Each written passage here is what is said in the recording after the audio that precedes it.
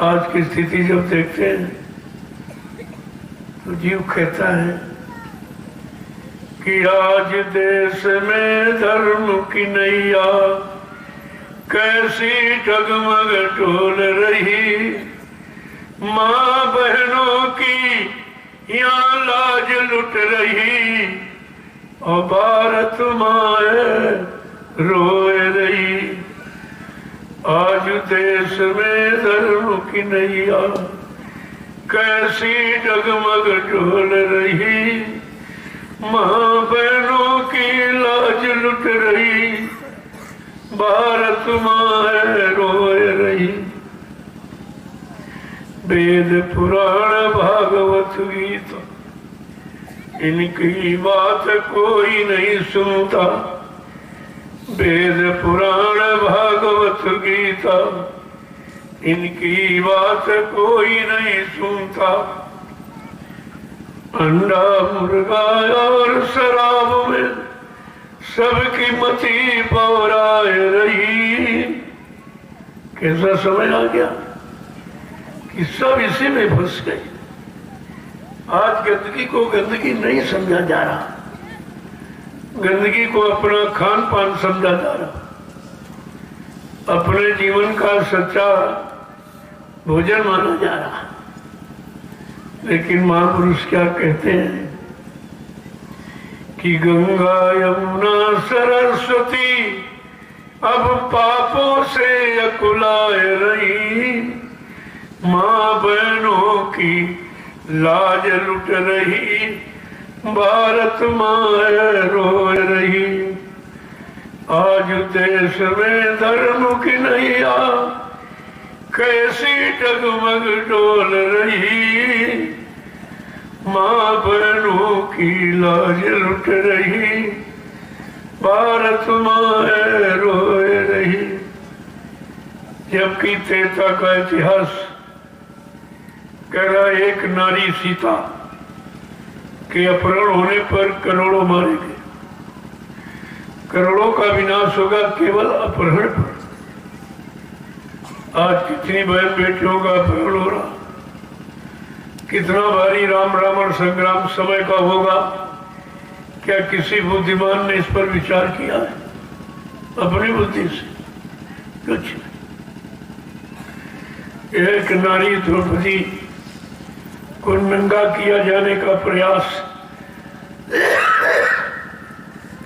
बड़ी सभा में किया गया। कितना बुरा परिणाम हुआ कि अरबों खरबों महाभारत में मारे गए। केवल नारी के द्वारा ये हो रहा है।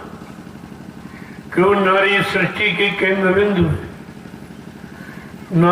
नारी ही जगत पालक और नारी ही जगत संहारक।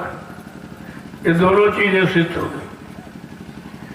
जब महाभारत पढ़ते हो, राम रावण संग्राम त्रेता का, तब मालूम पड़ता रहे नारी विनाश का कारण।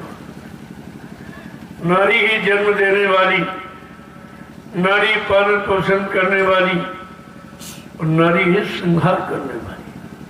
केवल स्थिति बदल गई। स्थिति परिस्थिति बदलने पर जैसे नाव बगैर पानी के चल नहीं सकती। अगर स्थिति बदल जाए कि वो पानी नाव में चला जाए तो नाव डूब जाएगी। डूब जाएगी, फिर काम करना बंद कर। ये स्थित परिस्थिति की बात है। आज स्थित परिस्थिति तो खराब, और क्या खराब। मनुष्य वैसा ही है, सूरज चांद सितारे वही है, ये धरती माँ भी वही है, हवा और अग्नि ये सब पानी वही है। लेकिन क्या नहीं है का वो भाव नहीं है, वो मानवता इंसानियत नहीं, वो प्रेम प्यार मोहब्बत सेवा दया सदाचार परमात्मा की यादगार मानव इंसान में नहीं। और वो मानव के मन मस्तिष्क में माँ बहन बेटी बहू की परख पहचान नहीं, ये नहीं। अगर ये जाए, इंसान तो है लेकिन इंसान में इंसानियत है, ये खत्म हो गई। और बगैर इंसानियत के इंसान नहीं रहा, हैवान बन गया, एक दूसरे को मार रहा, काट रहा, छल कपट कर रहा, छीना झपटी कर रहा, जीने नहीं दे रहा, जीने का साधन समाप्त कर रहा। तो ये स्थित परिस्थिति बदलने की तो बात है, और उसी स्थित परिस्थिति को बदलने के लिए अब एक समर्थ मालिक ने बीड़ा उठाया है कि मैं कलयुग को भगाऊंगा। यानी कलयुगी व्यवस्था जो मार काट, हिंसा, चोरी, कत्लेआम, व्यभिचार, कुचार किए, मैं इसको समाप्त करूंगा और इसके जगह सत्य व्यवस्था यानी सतयुग का निर्माण करूंगा। देखो बात सब परिवर्तन की है, केवल स्थितियों में परिवर्तन, परिस्थितियों में परिवर्तन, लोगों के खान पान, विचार और भावों में परिवर्तन। कभी जब आप अपने में परिवर्तन करना सीख जाओगे तो सृष्टि का परिवर्तन आपकी समझ में आ जाएगा, क्यों जो तुम हो वही सब है।